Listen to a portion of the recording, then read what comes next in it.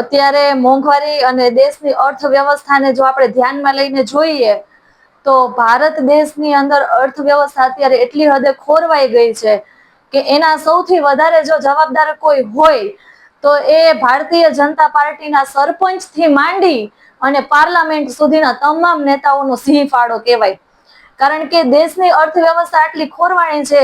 ભારત દેશ અત્યારે એટલું દેણું કરી ચૂક્યું છે કે વર્લ્ડ બેંકની અંદર વિશ્વમાં સૌથી પહેલા નંબરે જો કોઈએ દેણું કર્યું હોય ને તો એ ભારતીય જનતા પાર્ટીએ કર્યું છે.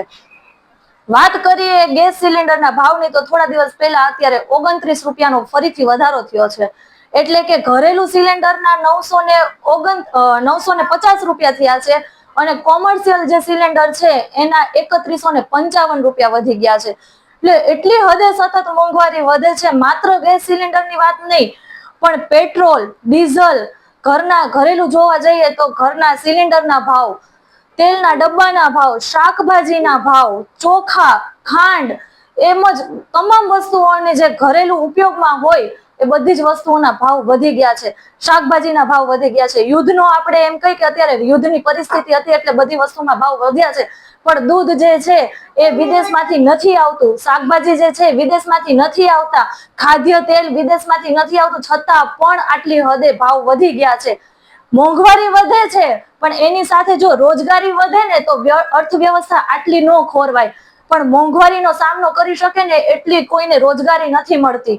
ગરીબ હોય કે અતિ સામાન્ય મધ્યમ વર્ગના માણસો હોય ને એ લોકોને માટે ઘર ચલાવવું એટલું મુશ્કેલ થઈ ગયું છે. 2014 પહેલા 5000 રૂપિયા લોકો કમાતા ને તો 5 જણા ખાઈ લેતા.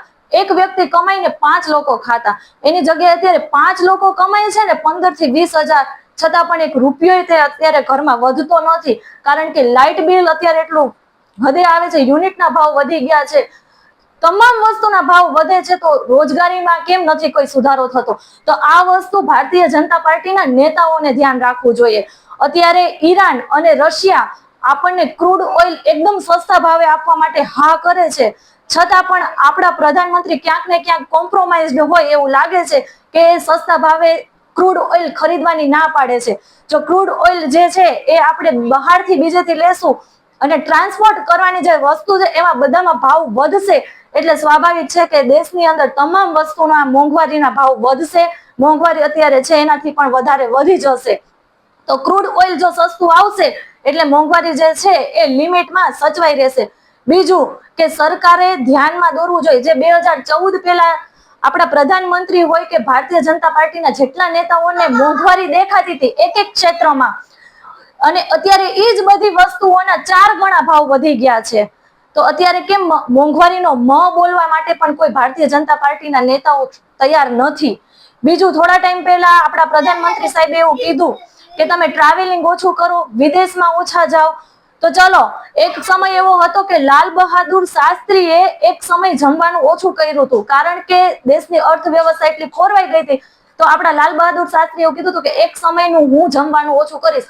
આપણા પ્રધાનમંત્રી એવું શા માટે નથી બોલી રહ્યા કે એક સમય હું જમવાનું ઓછું કરી દઈશ, હું વિદેશની યાત્રા કરવાનું ઓછું કરી દઈશ, હું મોંઘા મોંઘા સૂટ પહેરવાનું બંધ કરી દઈશ? આપણા મહાત્મા ગાંધીજીએ દેશની અર્થવ્યવસ્થા જોઈ અને માત્ર ને માત્ર એક ધોતી ઉપર આવી ગયા હતા પોતાના સૂટને કાઢીને. તો આપણા પ્રધાનમંત્રી દેશથી એટલા જ બધા જો દેશપ્રેમી હોય તો શા માટે આટલી બધી જે રાજાશાહી જેવી જિંદગી જીવે છે એનો ત્યાગ નથી કરતા અને સાદું જીવન કેમ આચરણ નથી કરતા? વિચારવાની વસ્તુ છે. અને મોંઘવારીનો માર ઘટે, ઘરેલું સ્ત્રીઓ છે જે માત્ર ઘર ચલાવે છે એ લોકો માટે ઘર ચલાવવું અત્યારે ખૂબ જ અઘરું થઈ ગયું છે, કારણ કે આ મોંઘવારીનો સામનો કરી શકે એવી પરિસ્થિતિ નથી. ગરીબ લોકો જે છે એ કમાવા એટલી આજીવિકા નથી મેળવી શકતા કે આ મોંઘવારીનો સામનો કરી શકે અને વ્યવસ્થિત પોતાનું જીવન પણ જીવી શકે. જય હિન્દ, જય ભારત.